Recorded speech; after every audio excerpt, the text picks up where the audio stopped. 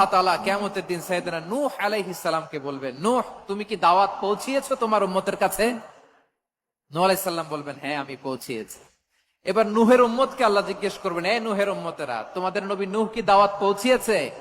নূহের উম্মত বলবে, না আল্লাহ, আমাদের কাছে কোনো সতর্ককারী আসে নাই, কোনো নবী টবি আসে নাই, কোনো দাওয়াতও আমরা পাই নাই, আপনারাও চিনি নাই, জান্নাতও চিনি নাই, জাহান্নামও চিনি নাই।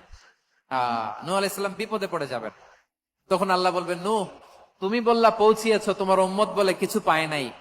নূহ তোমার কি কোনো সাক্ষী আছে? তোমার কথা আর তোমার উম্মতের কথা তো মিলে না। তুমি বললা তুমি আমার নির্দেশনা দাওয়াত পৌঁছে দিয়েছো, কিন্তু তোমার উম্মত বলে পায় নাই। নূহ তোমার পক্ষে কোনো সাক্ষী আছে? নূহ আলাইহিস সালাম বলবেন, আছে। কে? উম্মতে মুহাম্মাদী। তখন আমরা বলবো, আল্লাহ, আল্লাহর নবী নূহ আলাইহিস সালাম তিনি আপনি যা যা বলেছেন ঠিক তা তা তার উম্মতের কাছে পৌঁছে দিয়েছে। এবার নূহের উম্মতের সাথে আমাদের ঝগড়া লাগবে। তারা বলবে, তোমরা আসছো আমাদের হাজার হাজার বছর পরে, তোমরা কি করে জানলা? তোমাদের সাক্ষী ধর্তব্য হবে না। আমরা তখন বলবো, আমাদের কোরআনে তোমাদের নবীর নামে আল্লাহ তাআলা একটা সূরা নাজিল করেছেন, সূরাতে নূহ। আওয়াজ করে পড়েন আল্লাহু আকবার।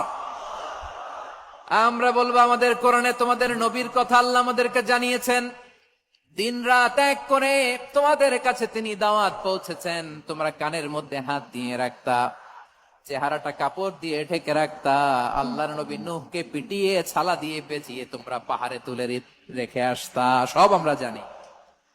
আমরা যখন বলবো এই কথা, নূহের উম্মত চুপসে যাবে। তখন আমরা সত্য বলেছি কিনা এটা আল্লাহ তাআলা জানতে চাইবে বিশ্বনবীর কাছে। তখন বিশ্বনবী আমাদের পক্ষে সাক্ষী দিবেন। আওয়াজ করে বলেন আল্লাহু আকবার।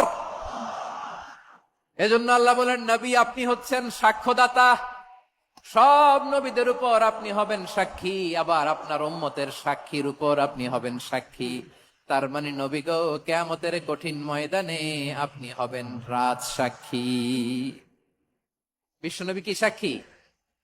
আওয়াজ করে বলেন, রাজ সাক্ষী, সব সাক্ষীর বড় সাক্ষী।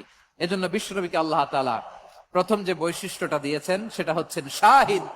তিনি সাক্ষ্যদাতা, witness for all messenger of God and for all of us. সুবহানাল্লাহ পড়ে।